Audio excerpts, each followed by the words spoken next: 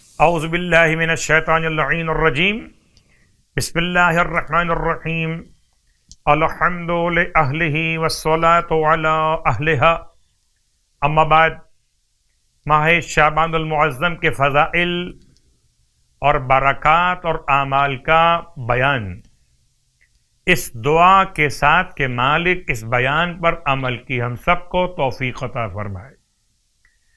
کل آپ کی خدمت میں اشارہ کیا، اس سے پہلے بھی صاحبان علم بہتر جانتے کہ صلوات شعبانیہ امام سجاد علیہ السلام کی بیان کردہ یہ صلوات ماہ شعبان میں ہر روز وقت زوال پڑھی جاتی ہے۔ اللہم صلی علی محمد وآل محمد شجرۃ النبوۃ و موضع الرسالہ ومختلف الملائکہ ومعدن العلم واہل بیت الوحی۔ اے خدا تو درود نازل فرما محمد اور آل محمد پر، شجرہ نبوت، رسالت کا مقام، ملائکہ کے نزول کی جگہ، علم کا خزینہ، اور اہل بیت وہی ہیں آل محمد علیہم الصلاۃ والسلام۔ ماہ شعبان کے روزوں کا ثواب اللہ کے حبیب کی بارگاہ مقدس سے ارشاد فرماتے ہیں کہ جو شخص ماہ شعبان کے 9 روزے مکمل کرے گا تو سوال و جواب کے وقت منکر اور نکیر اس پہ مہربان ہو جائیں گے۔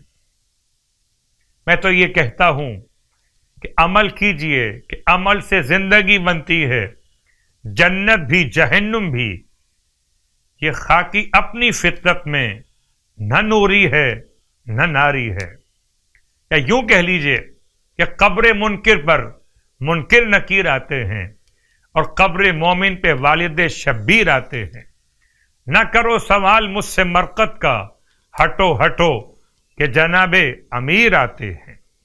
تو ماہ شعبان کے 9 روزے اور سوال و جواب کے وقت منکر اور نکیر اگر آ بھی گئے تو مہربان ہو جائیں گے۔ نماز کا بیان، آج کی رات کی نماز یعنی کہ 9ویں شب ماہ شعبان کی نماز، ارشاد فرماتے ہیں اللہ کے حبیب صلی اللہ علیہ وآلہ وسلم کہ اگر کوئی شخص ماہ شعبان کی 9ویں رات میں 4 رکعت نماز بجا لائے، ہر رکعت میں الحمد کے بعد 10 مرتبہ سورہ اذا جاء نصر اللہ کی تلاوت کرے تو خداوند عالم حتماً اس کے جسم پر آتش جہنم کو حرام کر دیتا ہے، اور خداوند عالم ہر ایک آیت کے بدلے اسے 12 شہیدوں کا شہدائے بدر میں سے ثواب عطا فرماتا ہے۔ اور اسی اعتبار سے علماء کا ثواب بھی اسے ہر ایک آیت کے بدلے میں 12 علماء کا ثواب بھی عطا فرماتا ہے۔ خدا ہم سب کو اعمال کی اور ماہ مبارک شعبان کے روزوں کی توفیق عطا فرمائے۔ الہی آمین۔